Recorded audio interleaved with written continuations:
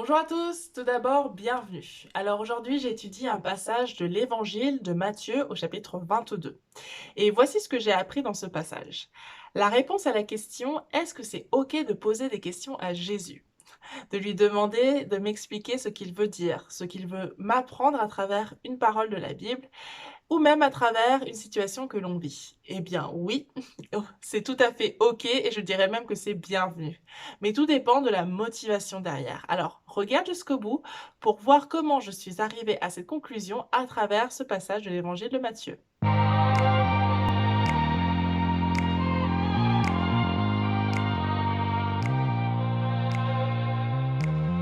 Avant cela, un petit récap sur l'Évangile de Matthieu, justement.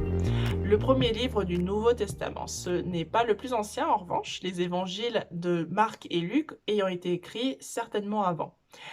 C'est un évangile qui a toutefois des caractéristiques spécifiques. Tout d'abord, il commence par la généalogie de Jésus, ce qu'on ne retrouve pas forcément dans les autres évangiles, ou très peu. C'est l'évangile de Matthieu qui contient le plus de références à l'Ancien Testament. Matthieu y met en avant les enseignements de Jésus à travers les nombreuses paraboles et aussi le bien connu Sermon sur la montagne. On retrouve beaucoup d'enseignements sur la vie de disciples. Comment prier, c'est notamment dans cet évangile que l'on va retrouver le Notre Père. Comment jeûner, ne pas tomber dans la religiosité, faire attention aux faux prophètes, les persécutions à venir. C'est dans cet évangile qu'on va retrouver la grande commission ou le grand mandat. Matthieu 28 au verset 19. Allez, faites de toutes les nations des disciples, les baptisant au nom du Père, du Fils et du Saint-Esprit, et enseignez-leur à observer tout ce que je vous ai prescrit. Et voici, je suis avec vous tous les jours jusqu'à la fin du monde. On retrouve aussi cette mission chez Marc et Luc, mais pas de cette manière, pas de manière si solennelle. On y retrouve aussi de nombreuses guérisons. Les guérisons qui sont rappelées ici ne sont pas anodines, car on parle de lépreux, de samaritains et aussi d'un officier romain. Toutes ces personnes qui, aux yeux des autorités juives, étaient impures et indignes d'entrer dans le temple. Eh bien, toutes ces personnes seront tout de même guéries par Jésus, ce qui montre le caractère universel du salut offert par Jésus. Tout cela pour dire quoi? Les évangiles, bien qu'ils soient bien sûr pour tous, visaient des publics bien particuliers. C'est comme si moi je voulais convaincre quelqu'un, un Français et un Américain, de manger bio. Pour un Français, j'utiliserais plutôt les arguments comme mieux manger, mettre en avant son terroir, faire vivre l'agriculture paysanne. Pour un Américain, ce serait plutôt mettre en valeur la valeur nutritionnelle, le fait que bio contient plus de vitamines que la pauvre tomate bourrée de pesticides. L'objectif est le même dans les deux cas, mais la méthode et les arguments mis en avant sont différents en fonction de la culture et les évangiles, c'est un peu pareil. L'évangile de Matthieu, c'est plutôt une audience juive ou juive convertie au christianisme qui est visée, d'où les références à l'Ancien Testament qui est lu dans les synagogues jusqu'à ce jour. Et surtout, la raison pour laquelle la généalogie de Jésus est mentionnée. Pour vraiment ancrer Jésus dans un contexte, hein, pas pour dire qu'il a besoin d'être ancré dans ce contexte, mais si on se place dans la tête d'une personne hébraïque que l'on veut convaincre que oui, Jésus est le Messie, il y a la nécessité de se baser sur quelque chose qu'ils peuvent comprendre, c'est-à-dire des faits historiques. Et puis ce livre est aussi à destination de tout disciple de Jésus qui souhaite recevoir une instruction, l'instruction de Jésus à travers des sermons et aussi de nombreuses paraboles. De l'encouragement à travers ce qu'a traversé Jésus, l'Exode quand il était encore petit, tentation, persécution, et bien sûr sa mort et surtout sa résurrection. Et avec un encouragement final, on ne peut pas faire plus comme promesse, je suis avec vous pour toujours. Et c'est sur ces mots que se termine l'évangile selon Matthieu. Donc voilà, c'était juste pour vous faire un petit topo sur le livre de Matthieu. Dans l'épisode que j'ai étudié aujourd'hui, Jésus est entré à Jérusalem et s'approche inexorablement de la date fatidique de sa crucifixion. J'ai étudié plus précisément du verset 15 à la fin du chapitre 22. Et à son arrivée à Jérusalem, la question est posée de qui est Jésus? Jésus le prophète, fils de David? Les sacrificateurs lui demandent d'où vient son autorité. Et c'est là que Jésus va commencer à enseigner aux religieux en parabole. Alors ce n'est pas la première fois du livre que Jésus parle en parabole et il explique pourquoi à ses disciples dans Matthieu 13 au verset 10. Les disciples s'approchèrent et lui dirent: Pourquoi parles-tu en parabole? Jésus leur répondit: Parce qu'il vous a été donné de connaître les mystères du royaume des cieux, et que cela ne leur a pas été donné. Car on donnera à celui qui a, et il sera dans l'abondance, mais à celui qui n'a pas, on ôtera même ce qu'il a. C'est pourquoi je leur parle en parabole, parce qu'en voyant, ils ne voient point, et qu'en entendant, ils n'entendent ni ne comprennent. Et pour eux s'accomplit cette prophétie d'Ésaïe, vous entendrez de vos oreilles et vous ne comprendrez point. Vous regarderez de vos yeux et vous ne verrez point, car le cœur de ce peuple est devenu insensible, ils ont endurci leurs oreilles et ils ont fermé leurs yeux, de peur qu'ils ne voient de leurs yeux, qu'ils n'entendent de leurs oreilles, qu'ils ne comprennent de leur cœur, qu'ils ne se convertissent et que je ne les guérisse. La différence, c'est que Jésus, ensuite, en fait, il explique la parabole à ses disciples, alors que pour les pharisiens, il n'entre pas trop dans le détail, pour que s'accomplisse justement cette prophétie d'Ésaïe. Donc, le fait que Jésus se mette à enseigner en parabole aux pharisiens, sadducéens, n'est pas anodin. Cela marque une séparation entre ceux qui sont disciples de Jésus, pour qui rien n'est caché, et les religieux et politiques qui ne comprennent pas tout ce que Jésus enseigne. D'ailleurs, dans l'évangile de Jean, Jésus dit dans Jean 15, je ne vous appelle plus serviteur parce que le serviteur ne sait pas ce que fait son maître, mais vous, je vous ai appelé ami parce que je vous ai fait connaître tout ce que j'ai appris de mon Père. Dans le passage d'aujourd'hui, les autorités religieuses vont faire mine de vouloir apprendre de Jésus, et donc je vais lire à partir du verset 15. Alors les pharisiens allèrent se consulter sur les moyens de surprendre Jésus par ses propres paroles. Ils envoyèrent auprès de lui leurs disciples avec les Hérodiens qui dirent : Maître, nous savons que tu es vrai, que tu enseignes la voie de Dieu selon la vérité, sans t'inquiéter de personne, car tu ne regardes pas à l'apparence des hommes. Dis-nous ce qu'il t'en semble. Est-il permis ou non de payer le tribut à César ? Jésus, connaissant leur méchanceté, répondit : Pourquoi me tentez-vous, hypocrite ? Montrez-moi la monnaie avec laquelle on paie le tribut. Et ils lui présentèrent un denier. Il leur demanda : De qui porte-t-il l'effigie et l'inscription ? De César, lui répondirent-ils.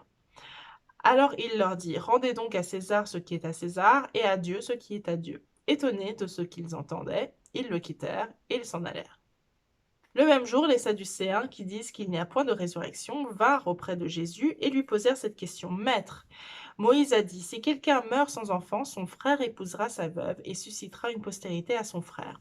Or, il y avait parmi nous 7 frères. Le premier se maria et mourut, et comme il n'avait point d'enfant, il laissa sa femme à son frère. Il en fut de même du deuxième, puis du troisième, jusqu'au 7e. Après eux tous, la femme mourut aussi. À la résurrection, duquel des 7 sera-t-elle donc la femme ? Car tous l'ont eue. Jésus leur répondit : Vous êtes dans l'erreur parce que vous ne comprenez ni les Écritures ni la puissance de Dieu. Car à la résurrection, les hommes ne prendront point de femme, ni les femmes de mari, mais ils seront comme les anges de Dieu dans le ciel. Pour ce qui est de la résurrection des morts, n'avez-vous pas lu ce que Dieu vous a dit ? Je suis le Dieu d'Abraham, le Dieu d'Isaac et le Dieu de Jacob. Dieu n'est pas le Dieu des morts, mais des vivants. La foule qui écoutait fut frappée de l'enseignement de Jésus. Les pharisiens, ayant appris ce qu'il avait réduit au silence les sadducéens, se rassemblèrent, et l'un d'eux, docteur de la loi, lui posa cette question pour l'éprouver : Maître, quel est le plus grand commandement de la loi ? Jésus lui répondit : Tu aimeras le Seigneur ton Dieu de tout ton cœur, de toute ton âme et de toute ta pensée. C'est le premier et le plus grand commandement. Et voici le second, qui lui est semblable. Tu aimeras ton prochain comme toi-même. De ces 2 commandements dépendent toute la loi et les prophètes. Comme les pharisiens étaient assemblés, Jésus les interrogea en disant : Que pensez-vous du Christ ? De qui est-il le fils ? Ils lui répondirent : De David. Et Jésus leur dit : Comment donc David, animé par l'Esprit, l'appelle-t-il Seigneur lorsqu'il dit : Le Seigneur a dit à mon Seigneur : Assieds-toi à ma droite jusqu'à ce que je fasse de tes ennemis ton marchepied. Si donc David l'appelle Seigneur, comment est-il son fils ? Nul ne peut lui répondre un mot, et depuis ce jour, personne n'osa plus lui proposer des questions. Les pharisiens, donc les religieux, et les Hérodiens, donc ce sont des politiques qui militaient pour que le pouvoir revienne à la famille d'Hérode. Leur motivation, c'est de surprendre Jésus par ses propres paroles. Les Sadducéens, leur motivation, c'est encore plus sournois, je trouve. Ils ne croient pas à la résurrection et essaient de confondre Jésus sur ce point justement. On pourrait les pointer du doigt, mais c'est tellement d'actualité en fait. Je l'ai même fait. Les non-croyants posent des questions pour essayer de pousser les croyants dans leur retranchement. La question n'est pas sincère, mais plutôt pour prouver à l'autre que sa croyance, en fait, c'est du n'importe quoi. Les pharisiens reviennent ensuite à la charge, encore une fois, pour éprouver Jésus. Et en bonne tradition hébraïque, Jésus, à chaque fois, répond à une question par une question. C'est le dernier verset du passage qui m'a touchée et m'a fait mal au cœur. Pourquoi ça m'a fait mal au cœur? Parce que dans tout le début du livre de Matthieu, Jésus enseigne, il répond volontiers aux questions, il corrige. Je me souviens des cours, les profs les plus motivés, les plus animés par leur matière étaient ceux qui aimaient avoir des questions. Quand on pose des questions, cela prouve qu'on s'intéresse au sujet et les meilleurs profs sont généralement ceux qui disent qu'il n'y a pas de questions bêtes. Et aussi poser des questions, c'est le début d'une relation. Quand 2 personnes se rencontrent au travail, à l'église, on dit: «Bonjour, comment ça va?» On pose une question pour entamer la conversation. Des questions très basiques. Si on ne connaît pas la personne, des questions plus intimes pour nourrir une relation plus intime. Donc à la fin du passage, pardon: «Et depuis ce jour, personne n'osa plus lui proposer des questions». Ce verset, c'est comme ça que je l'interprète. Cela montre la rupture de la relation. Et cela ne vient pas de Jésus, c'est à cause de la dureté de leur cœur, de leur motivation mal placée. Ils ferment la porte à Jésus. Jésus, lui, s'était déplacé au temple. Et je trouve cela d'une tristesse, en fait. Et la preuve de ce que je dis, c'est qu'au niveau des questions, un peu plus tard, les disciples vont venir vers Jésus avec des questions. Donc dans Matthieu, chapitre 24, au verset 3. Et les disciples vinrent en particulier lui poser cette question: «Dis-nous quand cela arrivera-t-il et quel sera le signe de ton avènement et de la fin du monde?» Et je ne vais pas lire la réponse, mais il faut voir la longueur de sa réponse. Ça prend bien 2 chapitres. Donc la question n'est pas de poser ou pas des questions à Dieu. Oui, il faut poser des questions à Dieu. Oui, il faut oser demander à Dieu: «Pourquoi ci? Pourquoi ça? Pourquoi tu as dit ça comme ci? Pourquoi tu as dit ça comme ça?» La question, c'est: quelle est la motivation? Ma motivation est-elle d'éprouver Dieu? Et dit comme ça, cela montre l'ignorance et l'arrogance des pharisiens envers Jésus. Si seulement ils savaient qu'ils s'adressaient au Fils de Dieu, à Dieu, et s'ils savaient mais ne voulaient pas le reconnaître, mais à quel point c'est grave. Ma motivation est-elle de remettre en cause une doctrine? Ma motivation est-elle de remettre en cause un enseignement? Ou est-ce que ma motivation, c'est d'être enseigné? Cela devrait être la dernière. Dieu veut expliquer, enseigner, instruire ses enfants comme un père ou une mère le ferait avec son enfant, ou comme un grand frère le ferait avec ses petits frères et sœurs. Si tu es croyant et que, comme moi, tu as des questions et même parfois des doutes, ce passage est aussi le dernier verset de Matthieu et pour toi et pour moi une source d'espérance et de joie. Matthieu 28, verset 16. Les 11 disciples allèrent en Galilée sur la montagne que Jésus leur avait désignée. Quand ils le virent, ils l'adorèrent, mais quelques-uns eurent des doutes. Jésus, s'étant approché, leur parla ainsi: tout pouvoir m'a été donné dans le ciel et sur la terre.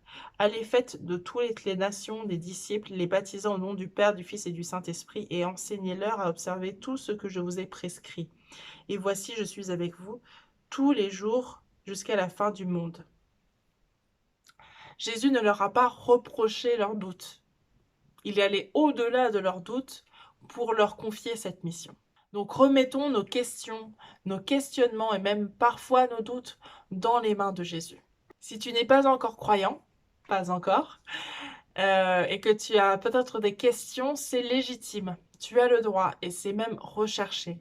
Le début d'une relation humaine, et avec Dieu je crois que c'est comme ça aussi, c'est souvent poser des questions.